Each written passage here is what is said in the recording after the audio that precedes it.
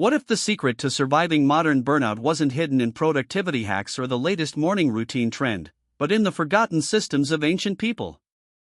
Today, many of us wake up already exhausted. Emails, alarms, endless scrolling, the day begins with stress instead of strength. But for warriors, monks, and thinkers of the past, the morning was sacred. It wasn't just the start of the day, it was the foundation of survival, clarity, and focus. This video will take you inside those ancient morning systems, and we'll see how they directly clash with, and may even cure, the burnout epidemic of our time. For the ancients, the morning was not a neutral space, it was the decisive arena where survival began. Imagine a samurai in 16th century Japan, rising while the mist still clung to the rice fields. His first act wasn't to check what others demanded of him but to center his spirit through controlled breathing, sword forms, and silent meditation. The morning was his armor before he ever strapped on steel. In medieval monasteries, the bell rang at dawn, not to drag monks into another exhausting day, but to summon them to sacred order. They woke not with anxiety but with the rhythm of prayer. Silence wasn't emptiness, it was sharpening. Before they copied manuscripts or tilled fields, they trained their minds to be unshakable. Even farmers and craftsmen in ancient villages treated mornings differently. Rising with the sun was not a grind culture choice but a biological harmony. They stepped into daylight in tune with the world's cycles, which gave energy rather than drained it. Their first hours were aligned with natural rhythms of light, breath, and movement. Now compare that to us. We open our eyes not to rhythm but to disruption. Alarms jolt us awake. Before our bodies have even stretched, we're staring into the harsh glow of screens. Instead of clarity, we meet chaos, instead of rhythm, we meet noise. It's as if we step onto the battlefield already wounded. Burnout is not an accident, it's the natural consequence of mornings without grounding. The ancients did not have routines. They had rituals. And the difference is not small, it is everything. A ritual is an act charged with meaning, discipline, and presence. A routine is something you stumble through on autopilot. Picture a monk carefully lighting a candle at dawn. To us, it looks like a simple gesture, but for him, that flame represented clarity of thought and illumination of the soul. Every act reinforced identity and purpose. Washing one's hands wasn't just hygiene, it symbolized purification. Singing a chant wasn't just tradition, it was regulating breath, aligning heartbeats, and training attention. Roman soldiers began their mornings not just with drills but with rituals of preparation, oiling armor, sharpening swords, reciting mottos. These were not mindless chores. They were psychological priming, reminders of their duty and strength. Farmers too, though simpler, engaged in rituals, saying a prayer before opening the soil, aligning themselves with cycles of growth and harvest. Now let's look at us. We wake, half asleep, stumble to the kitchen, grab coffee, check emails, scroll on our phones. There is no presence, no alignment, just habits driven by fatigue. We call this a morning routine, but it lacks the very ingredient that makes a ritual powerful: meaning. And here lies the heart of burnout. The human mind can endure great difficulty when meaning is present. A monk could rise in the freezing dark with joy because his ritual gave purpose. A soldier could face the uncertainty of battle because his morning preparation anchored him. But we, repeating actions stripped of meaning, feel exhausted before the day has even begun. The ancients carried a wisdom modern science is only rediscovering: energy is not just physical stamina, it is the harmony of body, mind, and spirit. Mornings were designed to align these forces, not scatter them. A monk's Gregorian chant may seem like mere tradition, but it created slow, rhythmic breathing, which calmed the nervous system and balanced stress hormones. Their silence was not emptiness, it was neurological restoration, sharpening focus before intellectual labor. Samurai kata, those repeated morning movements of the sword, were more than physical drills. They were meditation in motion. Every swing was a unification of breath, muscle, and intent. Instead of splitting energy between distractions, the samurai concentrated it into one channel: readiness. Even ordinary people understood alignment. Farmers rising with the sunrise synchronized with circadian rhythms, which modern research shows improves hormonal balance, sleep quality, and mental clarity. Their first hours were not stolen by artificial light and digital overstimulation, they were fueled by the most natural clock, the sun itself. We, on the other hand, wake in misalignment. Artificial alarms disrupt our natural cycles. We bombard our senses with screens before our minds have oriented. Instead of starting steady, we spike cortisol with urgency, caffeine, and information overload. The result is predictable, an early surge of energy that collapses by midday, leaving exhaustion and anxiety in its place. The ancients knew that the morning was not about acceleration but calibration. Energy wasn't forced, it was cultivated. Burnout is the byproduct of disconnection, of mornings designed against our biology.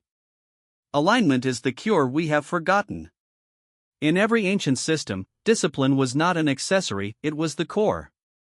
The first hours of the day were governed not by preference but by structure. Monks woke to the sound of bells, not alarms they could snooze. Warriors rose with rituals that demanded precision, not options. Farmers knew that if they did not rise with the sun, the soil would not yield, and the family would not eat. Discipline wasn't negotiable. It was survival. This may sound harsh to our modern ears, conditioned by slogans like "follow your passion" or "listen to your body." But ancient people would have seen this as dangerous advice. To them, waiting for motivation to arrive was foolishness. Motivation was born through discipline, not the other way around. The system carried you when willpower was absent. Consider the rule of Saint Benedict, which structured monastic life in the Middle Ages. It dictated precise hours for prayer, study, labor, and rest. The monks did not choose their schedules, they submitted to them. Yet paradoxically, this rigid framework created immense inner freedom. Their minds were not scattered by constant decisions: what to do, when to wake, how to spend the morning. Instead, clarity arose from the system itself. Decision fatigue, which plagues us today, was virtually eliminated. The same pattern appears in the Spartan warrior tradition. Every boy raised in the Agoge was trained to follow rhythms of rising, training, and eating. Freedom was not granted in the moment but earned through discipline. This produced warriors who were reliable under pressure, because their mornings were never left to chance. Now compare this to modern burnout. Our mornings are full of microdecisions: snooze or wake, coffee or tea, emails or exercise, social media or meditation. Each choice drains a little energy before the day has truly begun. We mistake this freedom of choice as power, yet it often weakens us. When every morning is negotiable, chaos creeps in. The paradox is this: by surrendering to structure, the ancients found strength. By resisting structure, we often find exhaustion. Freedom without discipline collapses into distraction. Discipline before freedom is the law of resilience, and nowhere is it more visible than in the first hours of the day. If discipline was the skeleton of ancient mornings, stillness was the heartbeat. The ancients understood something we have almost entirely forgotten: that silence is not the absence of action but the most potent form of preparation. Picture a medieval monk seated in a cold stone chapel at dawn, the only sound the flicker of candle flames.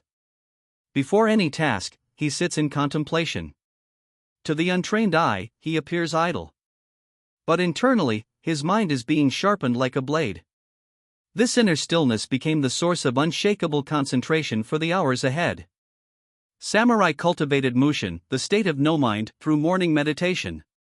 This was not emptiness but presence, a mind freed from clutter, prepared to act with clarity.